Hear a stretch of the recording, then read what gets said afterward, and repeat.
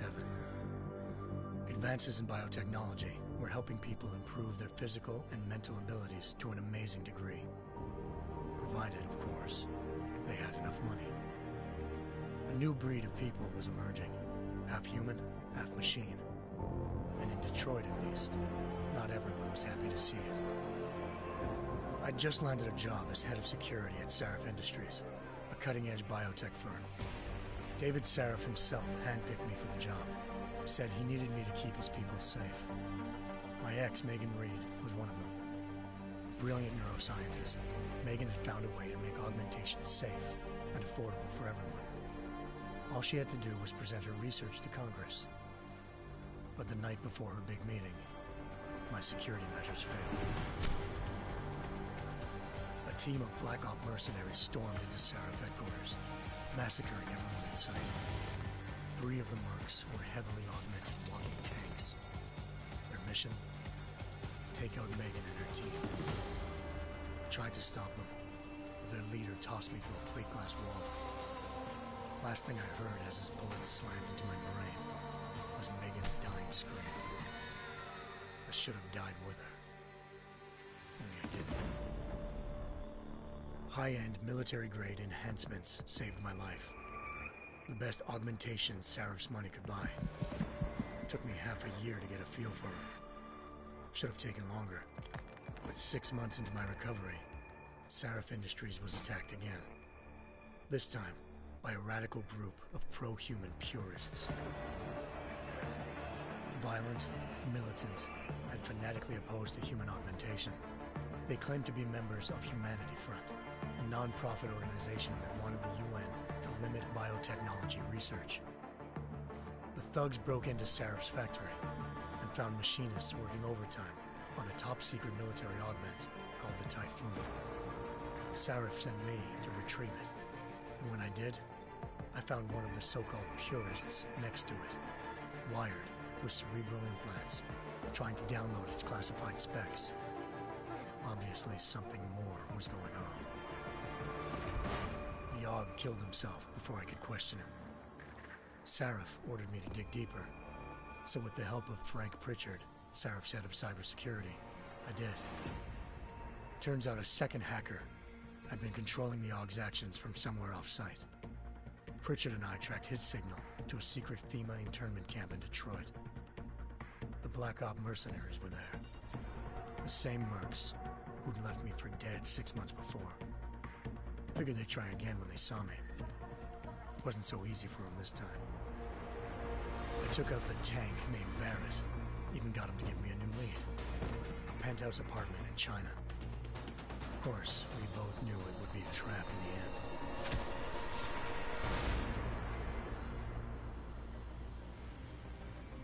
Hengsha Island, China. Home to a city so crowded, they had to build a second city on top of it. Trying to find clues in Hengsha wouldn't be easy. Lucky for me, I wasn't alone. Farida Malik, Sarif Industries' ace pilot, had lived in Hengsha before. A good person to have on your side. She knew enough about the place to get me around. Malik dropped me in the lower city, close to the penthouse Barrett had told me about. Bell Tower Associates, a private security firm under contract to the Chinese government, had agents tossing the suite when I arrived. Just not for the reason I'd been expecting. Turns out the man who lived there was a criminal hacker named Van Bruggen. The same hacker who'd been remotely controlling the AUG in Sarif's factory. Van Bruggen's panicked decision to force the man to commit suicide had been a mistake. Now his mercenary partners were gunning for him, and I needed to find him before they did. Locating Van Bruggen meant playing nice with the Triads, Hengsha's organized crime lords. They had the hacker holed up inside a low-rent capsule hotel. By the time I found him, Van Bruggen had no qualms giving up the woman who hired him. Zhao Yunru, president of the Taiyang Medical Corporation.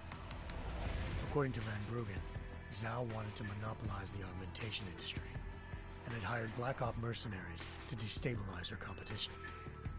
Sarif Industries was at the top of her list. To prove this, I needed to get inside TYM and grab a surveillance hologram off a server. I suspected Van Bruggen was hiding something when he told me this, but nothing could have prepared me for what I saw. Megan wasn't dead. She and her 4 best researchers had been kidnapped, spirited away somewhere while their kidnappers made it look like they were dead. Desperate to learn more, I confronted Zhao in her penthouse.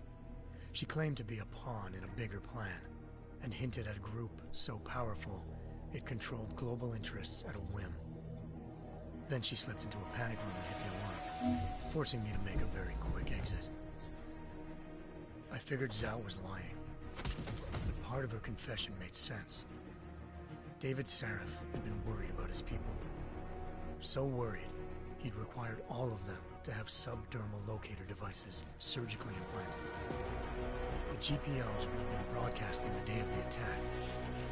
But Zhao said a single call to Picus, the world's leader in global 24-hour satellite news, had turned those signals off. I needed to fly to Picus headquarters in Montreal if I wanted to learn more.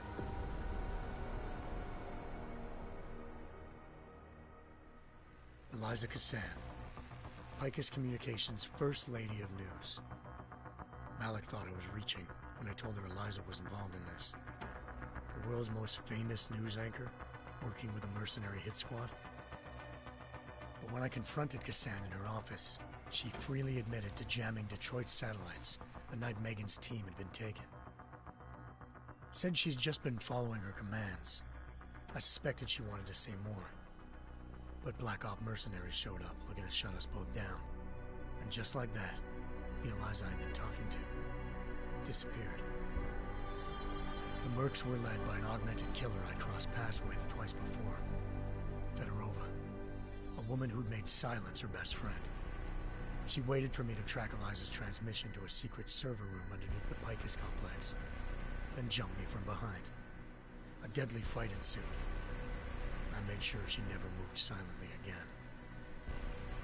With Fedorova down and no one left to keep Eliza quiet, she reappeared.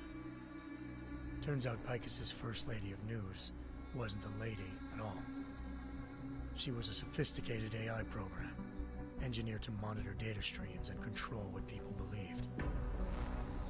Eliza told me the mercs had brought in a Humanity Front doctor named Isaiah Sandoval to remove the scientist's implanted tracking devices while Detroit's satellites were down. She also told me to speak to David Sarif if I wanted to learn more. By the time Malik and I got back to Detroit, tensions between normal and augmented citizens had reached a flashpoint. Riots were breaking out in several cities, and the UN was being urged to intervene. Sarif was trying hard to convince Hugh Darrow, the inventor-turned-philanthropist who'd once been a leading proponent of enhancement technologies, to help stop a possible regulatory vote. Sarif had a lot riding on Darrow. Megan's discovery would have given millions of people the chance to evolve beyond their normal human abilities, and at the same time catapulted Sarif Industries to the top of the Fortune 500. According to Sarif, Megan's kidnappers knew this, and didn't want people evolving unless they controlled how it was done. He called his enemies Illuminati, and urged me to keep searching. Determined to do so, I tracked down Sandoval via America's most outspoken augmentation opponent, Bill Taggart, Sandoval's boss and founder of Humanity Front. Sandoval admitted to operating on Megan's team when I confronted him, but said he hadn't removed their GPLs. He'd merely switched them to a different frequency. Pritchard was able to trace one of the signals to China. Malik and I immediately took off in pursuit. Unfortunately, the Illuminati were one step ahead.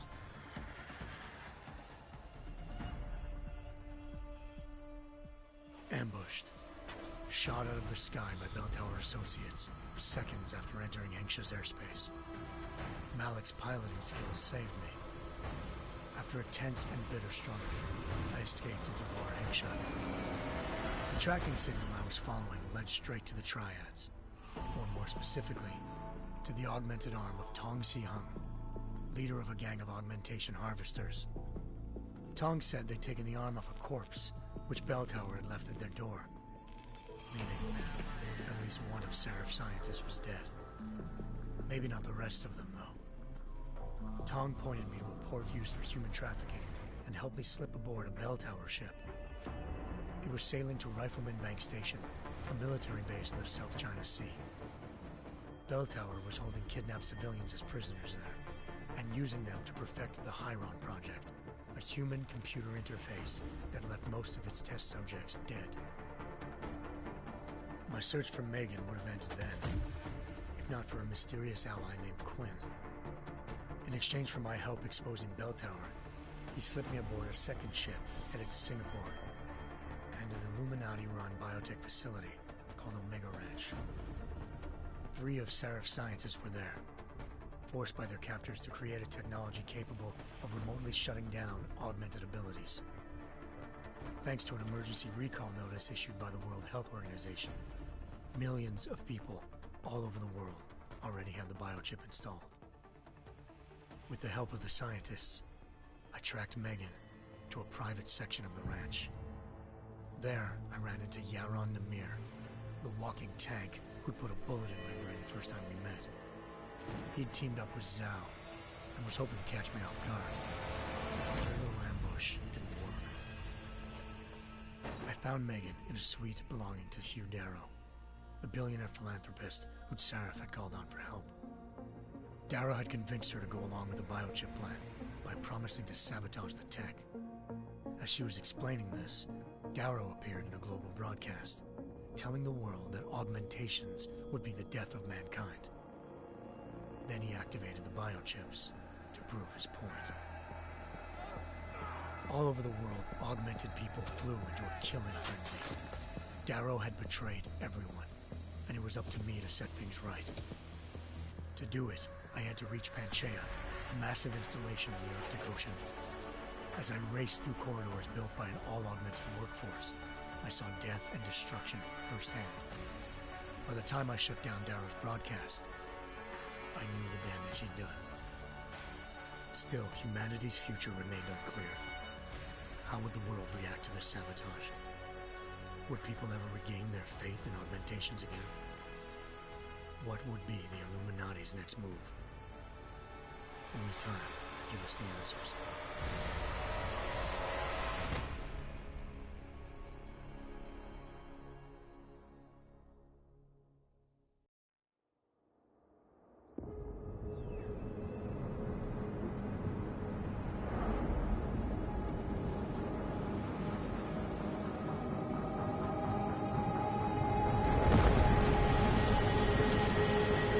I once thought I could save the world. Now look at it.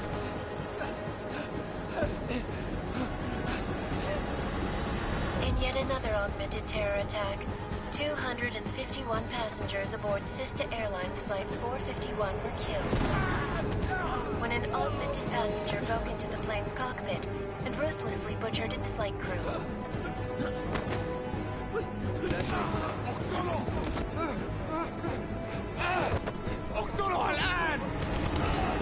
Details recovered from the black box recorder suggest that the man may have been suffering flashbacks to the AUG incident. That horrible day 2 years ago when augmented people all over the world flew into a psychotic killing spree, causing the greatest loss of life in recent history. Sometimes, you just have to let go. And embrace what you've become. Not gonna go all wonky on us now, Hansa, are you? What if I do, McCready? I guarantee you'll never see it coming. Agent Jensen! Am I gonna have a problem with you? No, sir.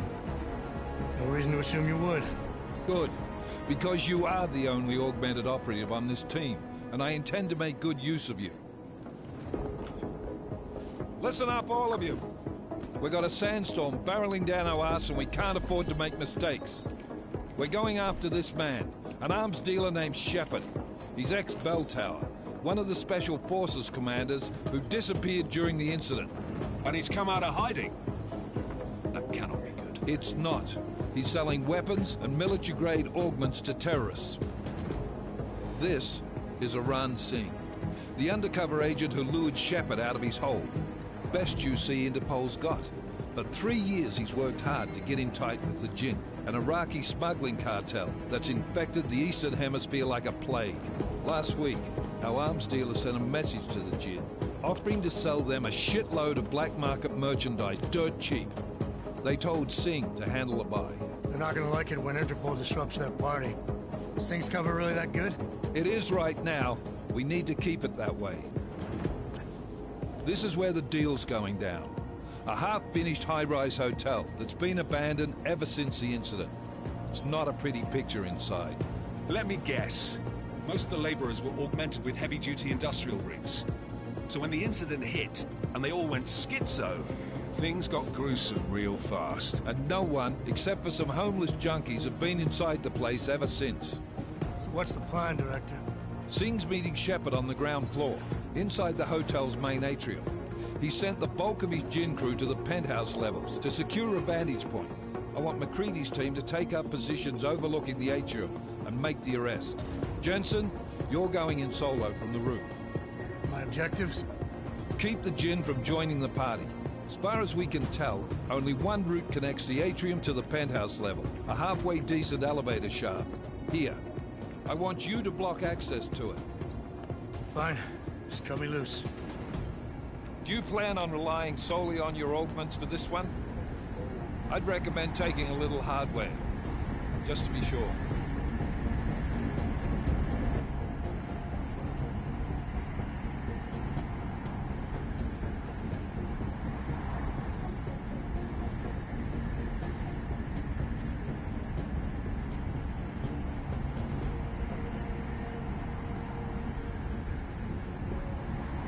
I'm not leaving my 6 exposed. Give me something lethal. Your call, but Singh's undercover in all this. So watch your fucking sights. What about range? There's lots of wide spaces and high ceilings in there, but a number of tight and constrained rooms too. So it's a crapshoot, really.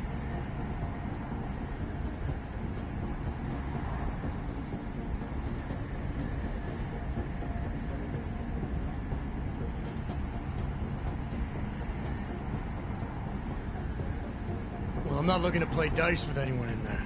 Give me something with distance. Your call. Less chance of being seen and compromising Singh that way. One last thing, Jensen. Singh said the Jinn are using some sort of portable Wi-Fi device to boost communications. He's got a better chance of maintaining cover if you disable it. We'll keep an eye out for it. But aren't we on the clock here? You said there's a sandstorm moving in. There is, and we got the intel on this mission at the very last minute, so we're scrambling a little. If it comes to it, your #1 priority is keeping the Jinn out of that atrium. Copy that. Time to put away your heavy thoughts, gentlemen. We're approaching the target building. You're up first, Jensen. Let's do this. Task Force Actual. This is Knife Leader. Engage Hush drives and descend to Angels 1-5.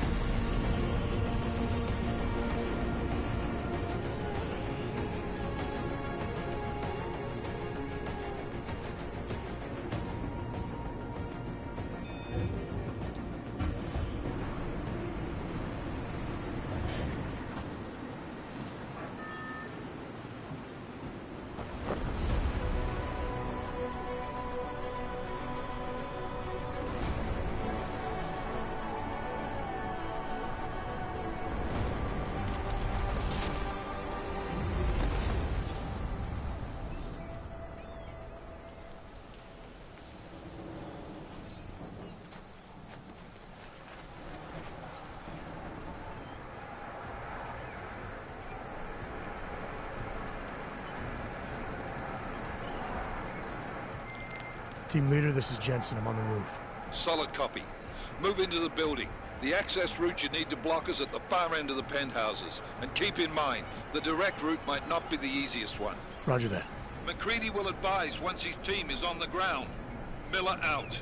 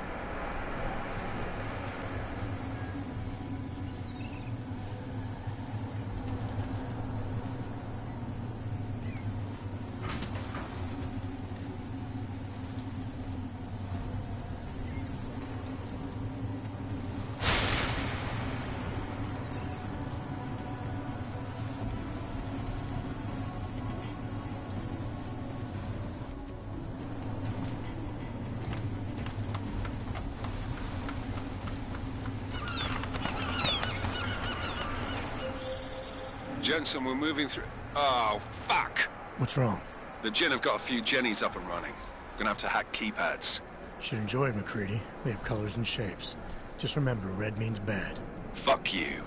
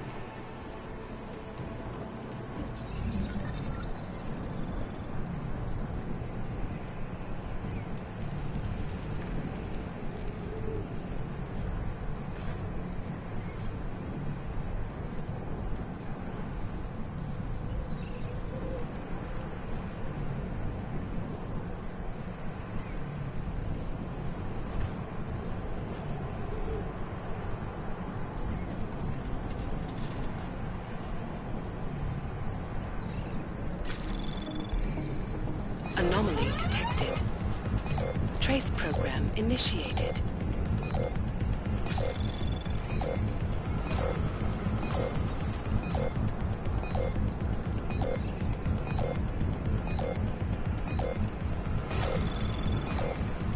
Access granted.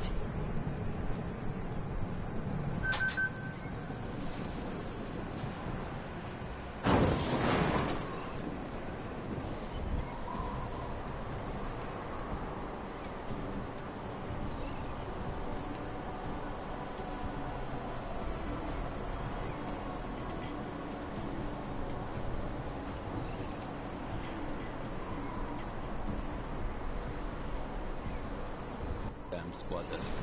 I think that was the last one. احنا ما بدنا احد تاني يحط هذه العملية في خطر قبل ما يصل تاجر الأسلحة. I'll do another sweep in the area, just to make sure. What?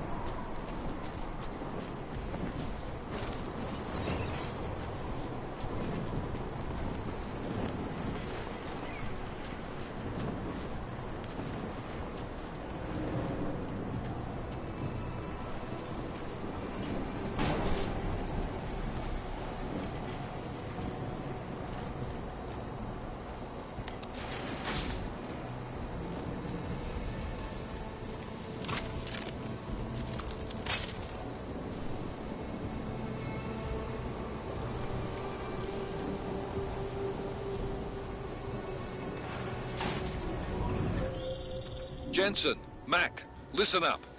Doppler shows that sandstorm's moving in fast. It's big, and it's gonna hit us hard. God, I hate the fucking desert. Confirm visual? I can. Time is not on our side. Copy that. Solid copy.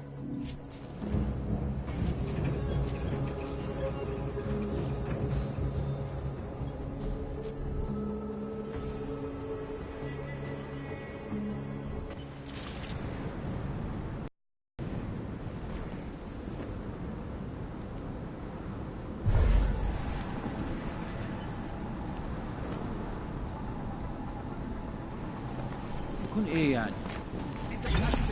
ده هرب ازاي ده؟ ازاي؟